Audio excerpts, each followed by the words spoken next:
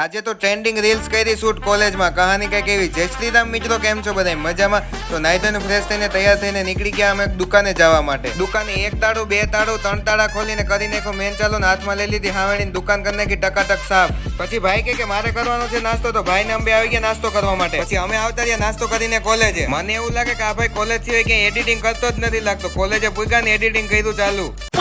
આ તો કેમ જાણે મારી જાનમાં આવ્યો એમ પલોઠી વારીને બેઠો. પછી સાહેબ કહેતા છે કે આ હેખેથી પાણી નથી પીવા દેતો. પછી મેં કરી નાખી ટ્રેન્ડિંગ રીલ શૂટ.